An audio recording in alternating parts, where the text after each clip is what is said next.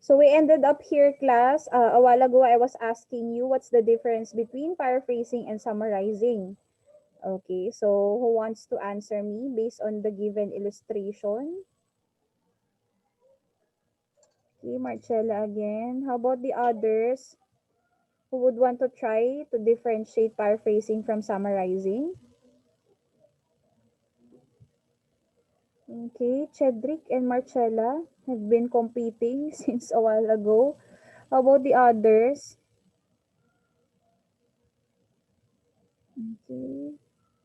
I want to be fair. Okay, so please raise your hand if you would want to share your thoughts. Okay, sige, let me have Marcella.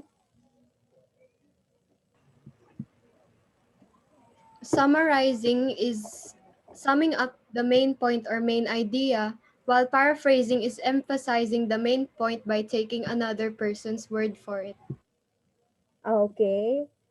That's right. Okay, in short, wait lang. This virtual background sucks, so let me just fix it. Next time I'll be using an actual green color uh, clothing. Okay, anyway, going back to what I am saying, uh, when we summarize, we just need the important details. Very good. Okay, but when we paraphrase, basically we reword. Okay, that's the term, rewording. Kung sa summarizing, you sum up basically.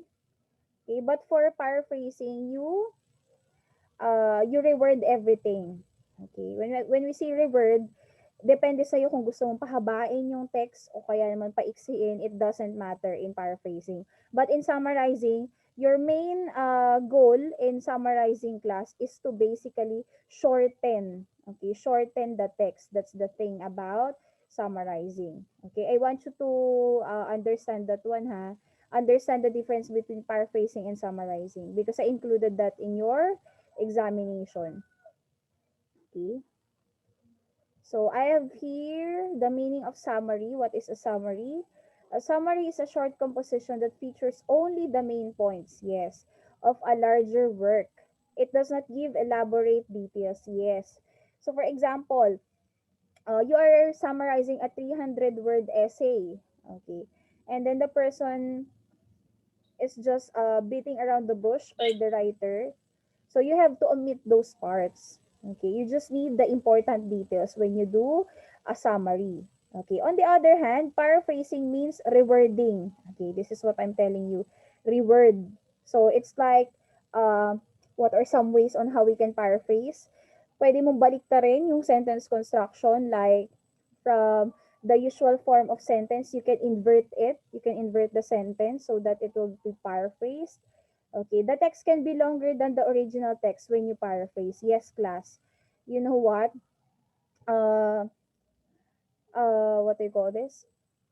In high school, whenever they do paraphrasing, the lengthy text becomes lengthier whenever they do paraphrasing. But the thing is that the purpose kasi when we paraphrase is to simply not copy the original text. Okay, that's why we are rewording it. Okay, actually, class, Actually, simplify mo. oo. Hindi naman isi-simplify pag paraphrasing. Pag summary, yun ang isi-simplify. But for paraphrasing, your main purpose is to state it on your own. Okay? Or to say it on your own. Ganun ang paraphrasing. For example, uh, you are beautiful. Okay? For example, the sentence you are beautiful. How can you paraphrase the sentence you are beautiful? Okay, you are overflowing with extreme psych. Okay, ganon. You are overflowing with extreme psych. When we say psych kasi, di ba, is physical appearance, parang ganon, di ba? That's how you do paraphrasing. So, yun, nakakatawa minsan ng paraphrasing because, it seems like your mind is so creative that you can actually say such things. Yun nga, na-lengthen pa yung text instead of summarizing. Okay? For me, paraphrasing is easier than summarization. Subjective naman to Kasi when you summarize, ang hirap alamin kung ano ba yung importante sa hindi importante. Okay? That's the feeling when you summarize. Like, importante ba to? Do I have to omit this one? Things like that. But for paraphrasing kasi, okay, it's easy. You just have to reword. You just have to think of another synonym, for example. Okay? So one of the reason why paraphrasing is done is in order not to copy the original text or to avoid plagiarism or plagiarism. Some people would pronounce it as plagiarism. Plagiarism. Okay. Plagiarism is the act of stealing someone else's work without citing. When we say citing, citing, meaning you didn't. Sure, sure parang kiniklaim mo as your own. Yes, you are claiming it on your as your own. Very good. In high school class, I often see learners who have committed plagiarized work. And of course, as a teacher, I have to send them to the SWCS for them to get reprimanded. Alam niyo kung bakit? English teachers really, what they call this, value original work. Okay? At saka mahirap kasi pag nasanay ka na nagpa-plagiarize ka, when you grow older, did you know that plagiarism is actually a grave offense? Okay, punishable by law siya, class. When I say punishable by law, you Sure, could parang siyang actually, crime. that's right. It's a crime. Plagiarism is a crime. Okay. So take a look on this given example of a paraphrase version. Take a look on the original text and then on the paraphrase version. It's longer, right? It became longer. But the thing is that the purpose is to reword para palitan yung salita. Okay, Willy Wonka was famous for his delicious candy. Children and adults love to eat it. Okay, so from two sentences, it became one sentences in a longer version. Okay, Willy Wonka was known throughout the world. Okay, so you change the word famous, okay, by telling that he is known throughout the world because people enjoyed eating the tasty candy he made. Okay, so people, the person generalized children and adults already. Yes, Josiah, Sir, question? pwede po ba ma-shorten yung text kapag nagpa-paraphrase? Yeah, yun nga. Neutral kasi ang paraphrasing. Okay? Pwede siyang ma-shorten, pwede siyang ma-lengthen. But the thing is that your purpose is to reword.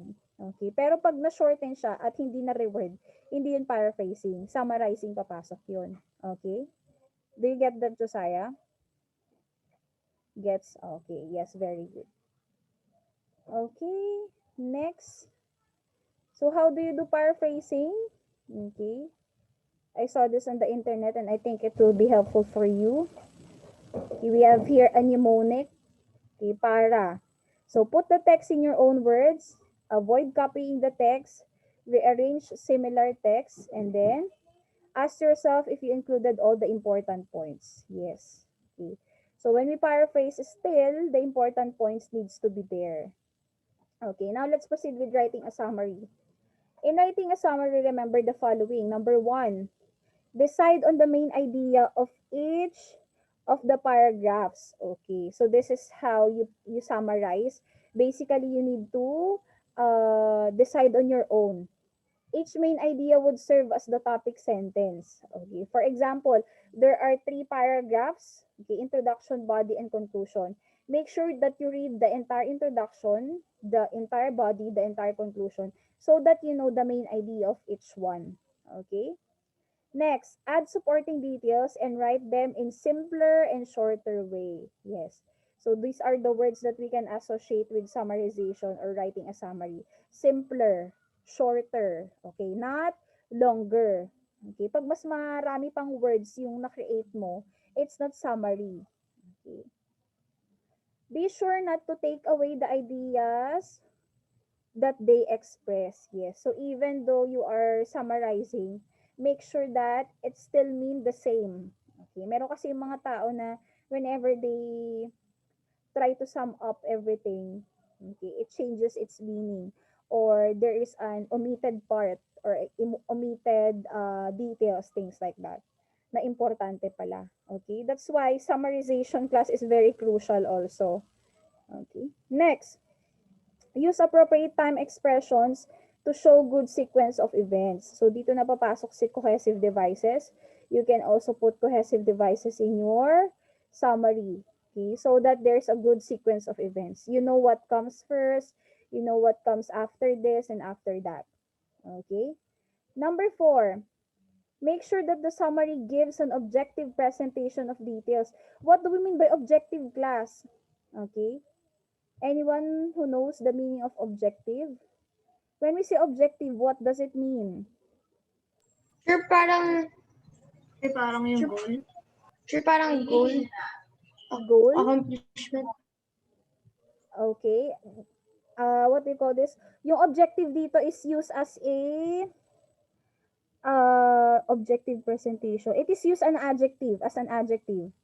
Okay? Objective Sure, presentation. parang, Hindi siya noun dito. Nagigets ko yung tinutukoy yung objective na, for example, goal.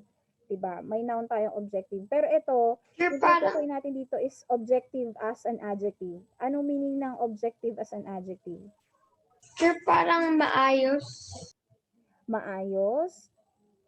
Pwede? How about the others? Okay. Ayan, Sophia. Okay, good. May participant pa hong iba. Sophia. Sure, parang hindi ka nagpapa-apekto sa emotions mo, sure. Yes, exactly. You don't carry your emotions when you write. Okay, ganun ang objective. Ibig sabihin, okay, you just remain focused with what you are doing. You don't put personal opinion. Okay, yun yung point dun, class. Sure, walang personal. Walang halong personal opinion. Okay, it's purely information. Ganun ang objective. Ang kabaliktaran ng objective is, subjective. Okay, when you say subjective kasi, when you write a Yun na yung personal text, opinion mo, sure. yes, meron ka nang sinasabi about the topic. For example, sige, paano ko ba i-differentiate ang subjective and objective? You are writing an essay about informational text lang yung gagawin mo. You are writing an informational text about divorce. Okay, so basically, it's an informational text.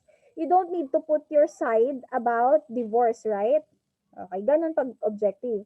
You're simply giving facts about divorce like 5 out of 10 married couples prefer divorcing rather than lengthening their years of relationship due to the following reasons. Number 1, okay, that's how you do an objective presentation. But if you say that, I believe that, Opinion. pag na ganun ka, I believe that divorce should be legalized in the Philippines because it is crucial for the children, things like that. That is already a subjective presentation, okay? Nagets na po yun, class? Do you get the difference of subjective and objective now? Okay, subjective, personal. Objective, not biased at all. Okay. Wala kang kinikilingan. Oo, yes. That's how you do it. Okay? Next, number 5. Okay, never include personal opinions. Eto na, pumasok rin yung subjective. Never include personal opinions in the summary. Be sure to include only important informations. Yes. Okay. Number 6, check the paragraphs carefully. Delete anything that is unimportant. Reread your work to check for any important detail that you might have left out. Yes. So basically, class, when you summarize, it's not just a one-sitting activity. Okay, yan ang masasabi ko sa inyo. It's not a one-sitting activity. It takes revisions. Okay? It takes revisions. Meaning, you really need to check if you have missed something. Okay, did I omit this part? Was I able to deliver the correct idea? Okay, or ganun pa rin ba yung gustong ipahiwatig or ipadalang mensahe nung particular text? Okay. So, I think that's the end of my PowerPoint presentation for today. Okay, what time is it? It's already 10:38. It's still early. We still have 12 minutes. So, let me just check the attendance again. Okay.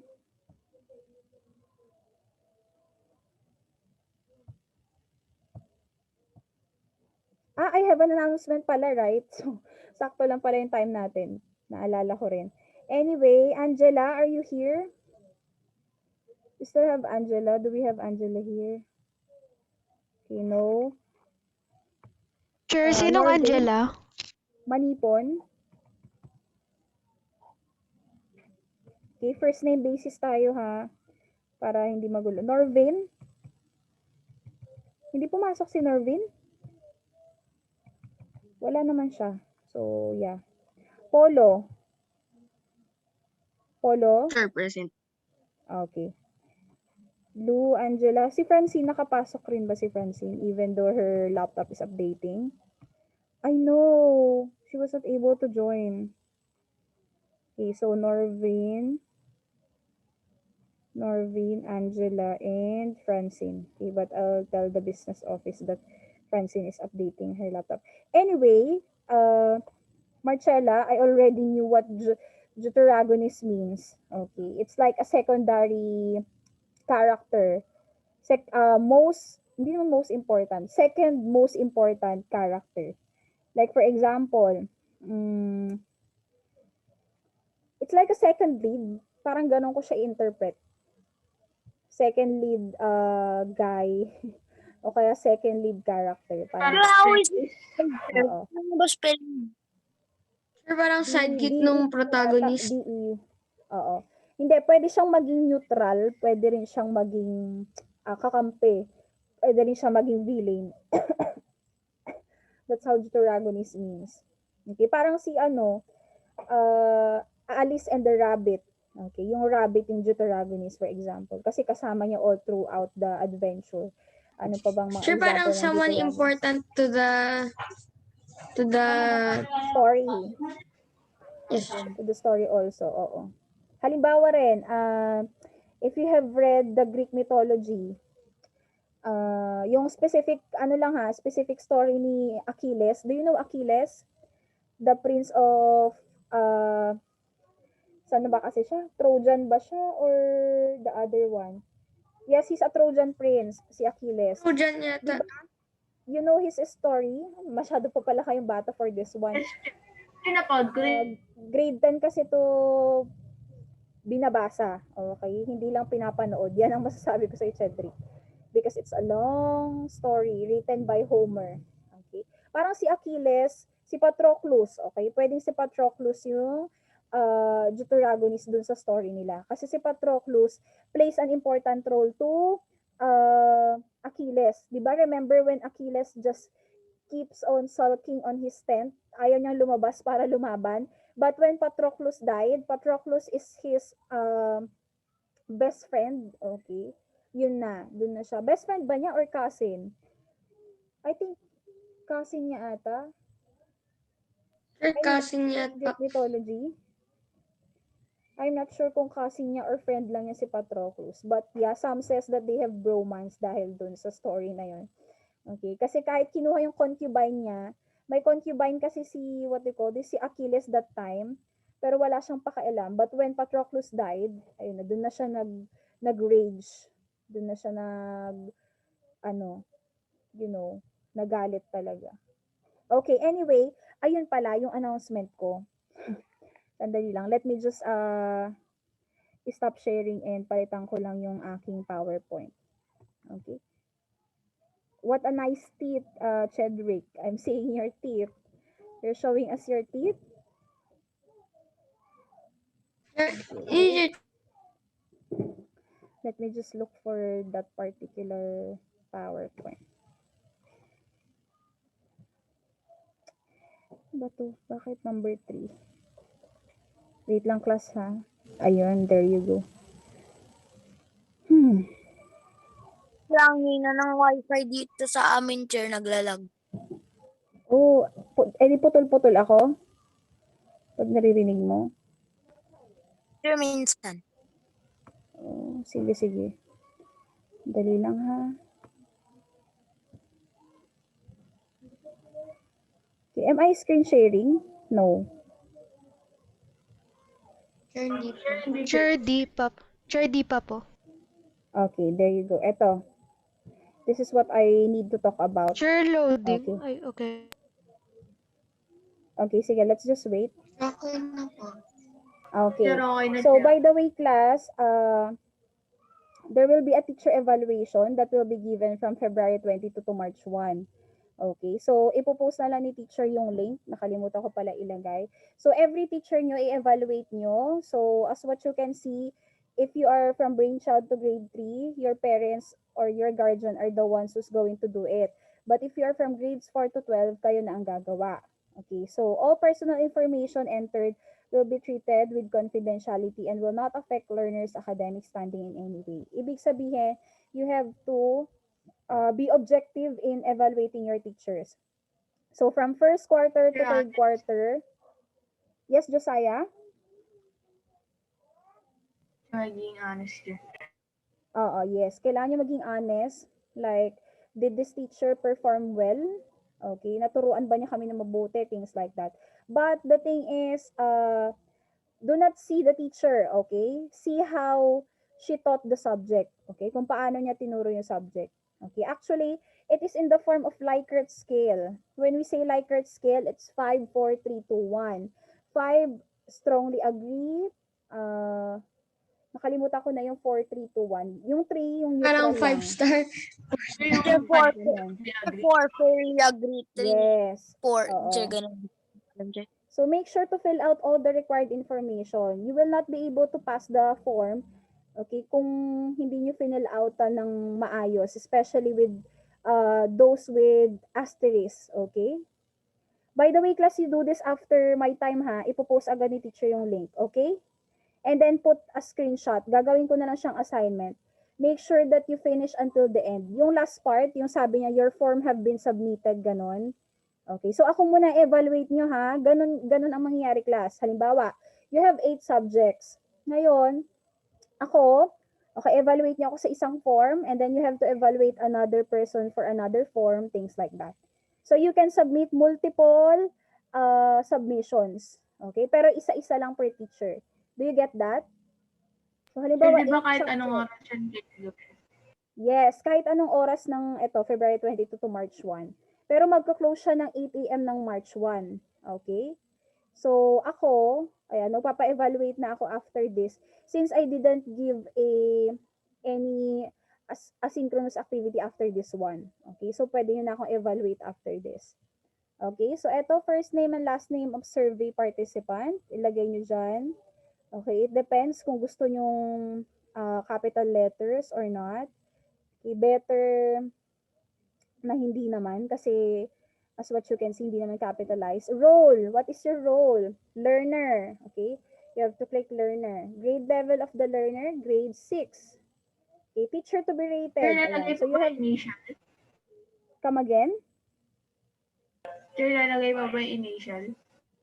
Pwede mo na mailagay initial mo. Okay, pero first and last lang ang sinulat. Okay? Ayan, teacher to be rated. Okay, so you just have to click one here ha. One form, one submission. Okay, one teacher lang muna. Okay, pag sinabi niya ng another teacher na mag-evaluate kayo, saka kayo mag-evaluate. Okay? So ako lang muna ititik nyo. And then, ito yung rating. 1, strongly disagree. 2, disagree. 3, neither agree nor disagree. 4, agree. 5, strongly agree. Okay, so may mga statements class. Okay, that's how it will work. Okay, may mga statement. Okay, first statement, ito, the teacher stimulates my interest in the subject. Okay, so bahala na kayo, hindi ko kayo tuturuan kung anong ilalagay nyo dyan, so bahala na kayo. Okay, yun lang naman class, that's my announcement for this session. Okay, so I'll dismiss you now, 10:48. Yun lang, sasabihin ni teacher. And wag kakalimutan to submit a screenshot that you really did the teacher evaluation form. Teacher? Okay? Sure, Saan yung pwede po isasend yung gawin namin screenshot? yung lunch. Pwede naman po. Saan yung isasubmit yung screenshot? Pwede yung siyang isubmit sa assignment kasi gagawin ko tong assignment form. Tapos ipipaste ko yung link doon and then click the form and then send a screenshot there para alam kung nag-submit kayo or nag-evaluate kayo. Okay? Do you get it, class? Gets? Okay, give me a thumbs up. Okay, very Yeah. good. Any questions? Questions, suggestions, clarifications, Chair, violent may streetwork ba reaction? ngayon? Wala po. Ito lang papagawa ni teacher. Okay, kaya wag mag-alala. Okay. Sa kapahinga naman tayo kasi exam nyo na next week. Okay, sige. Kaya nga, Assignment version siya. Assignment form. Ilalagay ko sa third quarter. Okay? Malinaw na po. Ulitin ko, ilalagay ko siya sa third quarter assignment form and then send a screenshot there. Okay, sige. Bye-bye everyone. Yun lang po.